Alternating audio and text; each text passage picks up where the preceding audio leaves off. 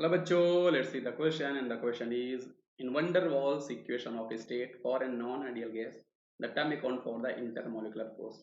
तो एक्चुअल में बेटा इस क्वेश्चन को हम लोग सॉल्व करते हैं। हमारे पास पीवी इक्वल टू जो एनआरटी होता है वो आपके पास होता है बेटा आइडियल गैस का इक्वेशन, और हमारे पास बेटा जो रियल गैस का इक्वेशन होता है, रियल गैस का इक्वेशन होता है वहां पे बेटा हमें प्रेशर करेक्शन करना होता है और वॉल्यूम करेक्शन होता है, और जो कि हमें मिलता है B plus a n square by V square, है ना। ये आपका प्रेशर करेक्शन कहलाता है बेटा। V minus n b is equal to n R T, ये हमें इक्वेशन मिलती है। अगर हम विथ रिस्पेक्ट टू पर मोल गैस के लिए निकालेंगे तो n की वैल्यू बेटा आपकी 1 हो जाएगी। तब यहाँ पर आपको B plus a by V square और V minus b is equal to R T आपको यहाँ पर मिलने वाला है।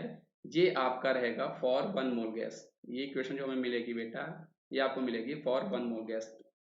तो इस केस में बेटा इसने क्वेश्चन हमें बोला है कि इंटरमोलिकुलर फोर्स। सो यहाँ पे एक्चुअल में होता क्या बेटा, आइडियल गैस के केस में हम ये ज्यूम करते हैं कि गैस मॉलिक्यूल्स के बीच में अट्रैक्शन फोर्स नहीं लग रहे होते हैं। लेकिन रियल गैस में क्या होता है, नॉन आइडियल गैस के केस में क्या होता है, वहाँ गैस मॉलिक्यूल्स के बीच में अट्रैक्शन फोर्स लग रहे होते हैं, इसलिए वहाँ पे प्रेशर में करेक्शन होता है। तो बिकॉज ऑफ इंटरमोलिकुलर फोर्स के कारण जो करेक्शन होता है वो आपका बेटा होता है प्रेशर करेक्शन। वो हमारा क्या होता है बेटा, वो हमारा होता है प्रेशर करेक्शन। इसलिए ये जो इक्वेशन है ये आपका इस क्वेश्चन का सही जवाब होने वाला है ऑप्शन नंबर सी। और ये जो v माइनस बी होता है बेटा ये आपका होता है वॉल्यूम करेक्शन।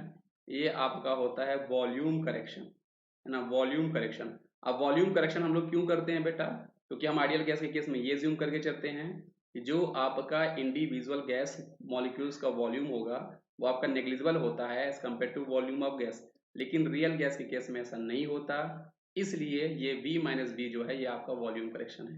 तो इस क्वेश्चन का सही जवाब आपके पास ऑप्शन नंबर सी है बच्चों। आई होप आपको ये कॉन्सेप्ट जो है समझ में आया होगा। थैंक यू बच्चों।